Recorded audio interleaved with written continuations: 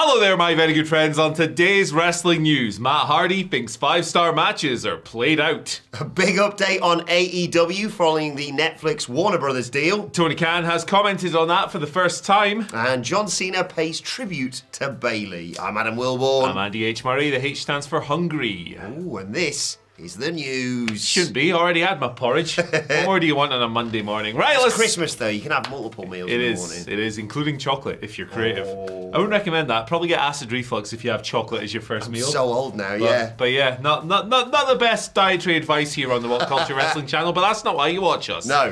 Let's talk Matt Hardy. Matt Hardy has been talking. Saying some things. He's been on The Extreme Life of Matt Hardy, of course. That's his podcast. That's nice that they had him on. Yeah. they just invited him in, man. King Maxwell brought him on, actually. But yeah, he's been talking about a bunch of different things, including what he thinks TNA needs to do to distinguish itself as a company. Of course, it's just landed the new TV deal. And one of those involved 5-star matches. He doesn't want them. Hates them. I mean, I'm embellishing that. He doesn't hate them.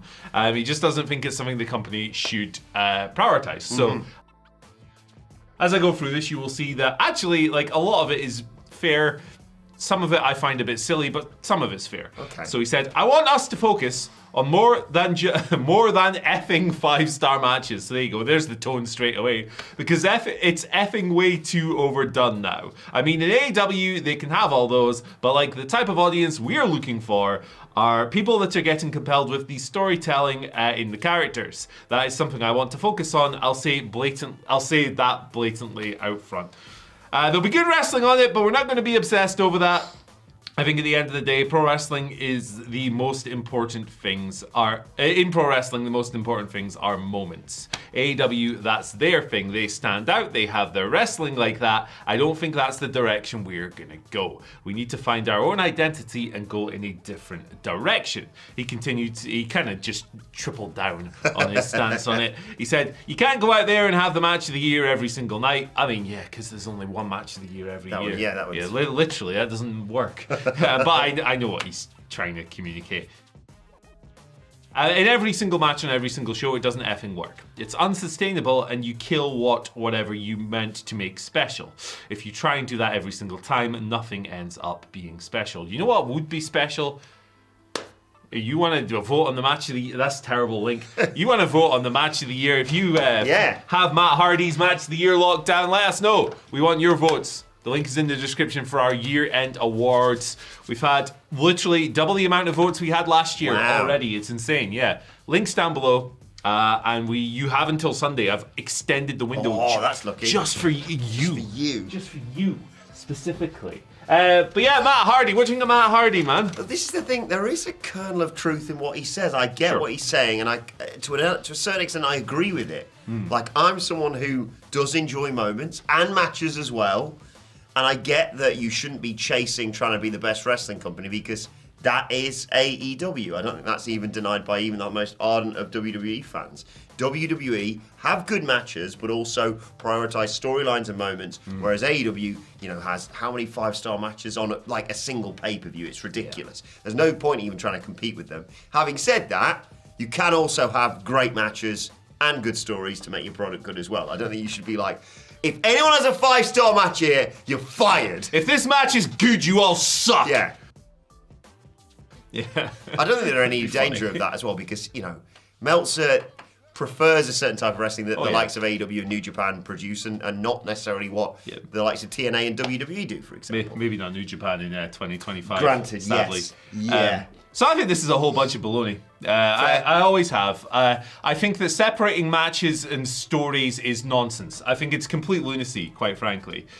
So all respect to Matt Hardy. Look, I love the Hardy Boys. Like, I love all those matches back in the day with the Dudleys, Edge and Christian and whatever else. I actually really enjoyed Matt Hardy, in the wake of all the Lita and Edge stuff. I enjoyed him kind of cutting this ruthless tear through the wrestling world. And I have a lot of respect for him as a tenured veteran who has put his body on the line and ground himself to dust for the business that he loves. But I think this is a bunch of horse.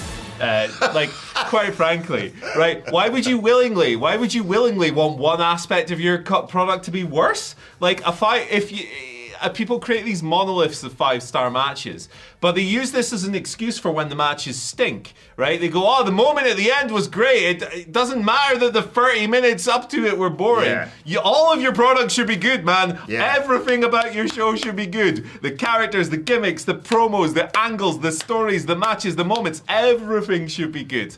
I hate this modern debate over, match quality doesn't... What are you talking about, match quality? Why would you sacrifice part of your show?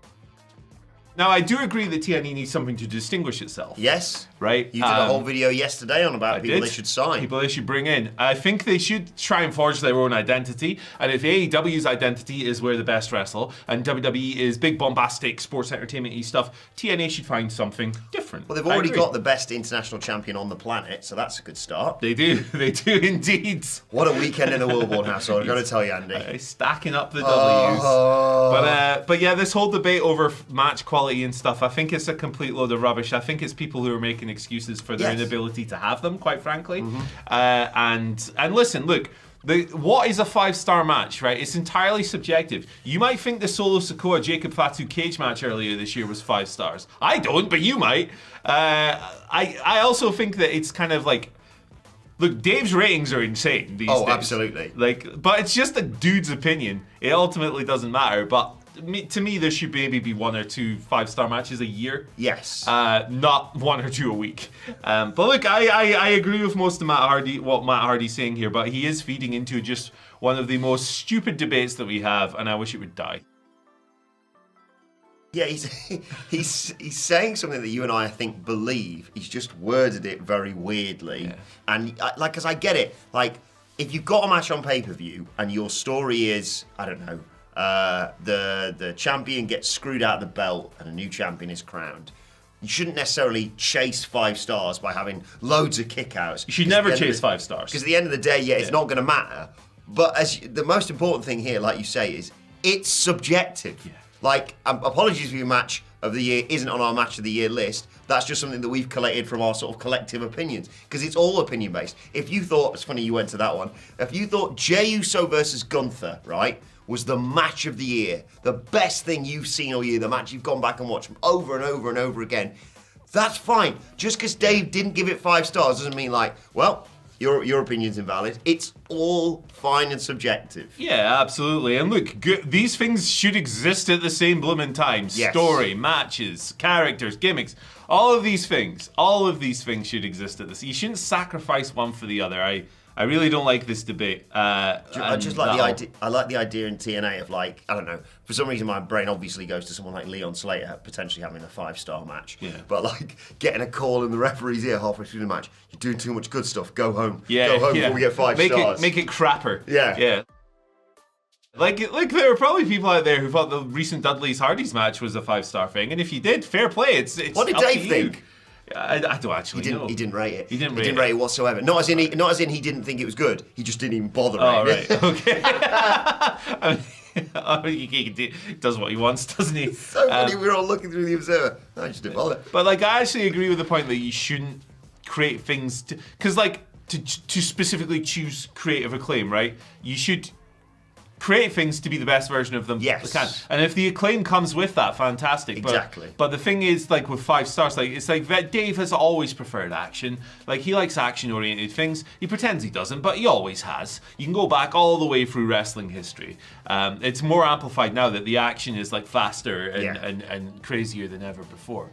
But yeah, just make the best possible product you can. And I look forward to seeing what this new identity of TNA is going to be.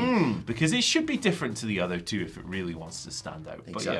But yeah, listen, matches can be good, man. It's fine.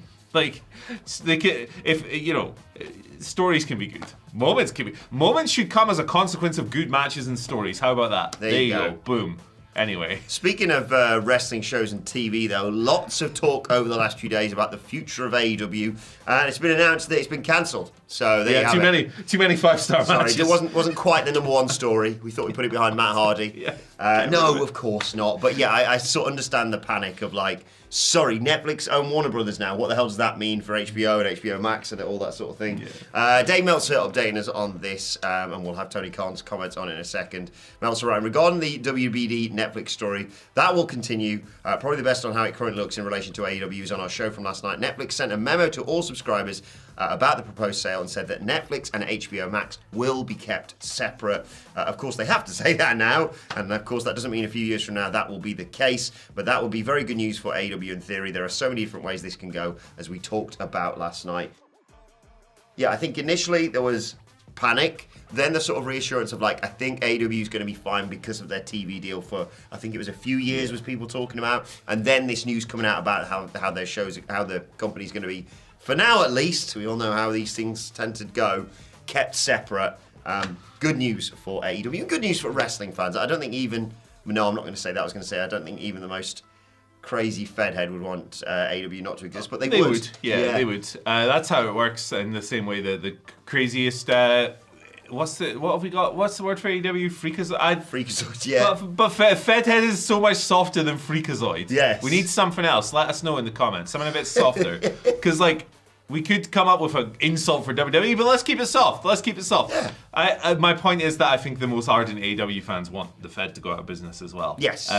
But yeah, I saw, I think it was Brandon Thurston post that we don't really know anything yet, and anyone who purports to know anything is just making stuff up for the podcasts or something like that, or embellishing it for podcast listens. So yeah, it is all in the dark, but this you know, it's a complex matter because Netflix is obviously a partner of WWE, and there had been whispers that maybe they didn't want TBS and TNT, but then if it's just on the streaming platform, you know what? If AEW went full streaming, it would solve a lot of Twitter debates about ratings, wouldn't it? Yes. Although the one guy who just adds 500,000 every week, he'd be out of business for a bit. That'd be a shame. I enjoy him.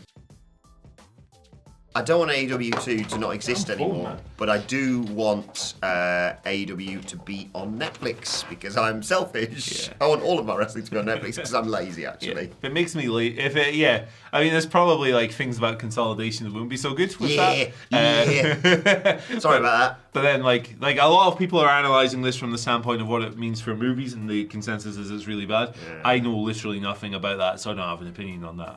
It's not my world. The only good thing I think I've seen coming out of this is I'm fairly certain Warner Brothers declined to renew Sesame Street. So Sesame Street went to Netflix, and the Netflix bought Warner Brothers. And I saw a meme that had Elmo on that woman's head from Game of Thrones saying, "I want them to know it was me." He did the Red Don't Wedding. mess with Elmo, man. Yeah, Elmo did the Red Wedding, man. He'll mess you up. Yeah, what a guy. He's a little asshole, isn't he, Elmo? Right, let's talk Tony Khan.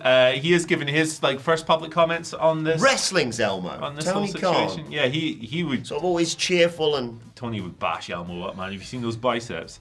But yeah, he was speaking about the post-Ring of Honor Final Battle scrum at the weekend, and he kind of was asked about the WBD Netflix situation, as he would be, because it's a big situation that could impact his company. And he said, basically, it's too early for him to comment on anything that's still pending. But he said, I've got a great relationship with Warner Brothers. Obviously. He's really media trained now.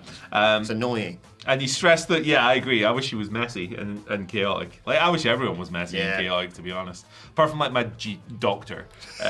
You know. Just shooting on the pharmacist or something. Don't trust him, man. Yeah, the doctor and the dentist, you know. Yeah, professionals. Bank managers, you know, stuff like that.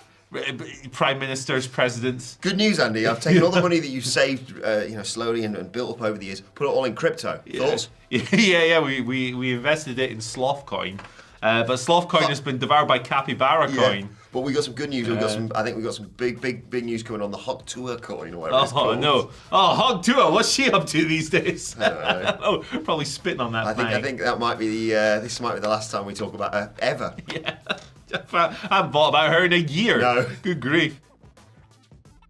Anyway, he also said that there's a lot of time left on AEW's deals with TNT, TBS, and HBO Max.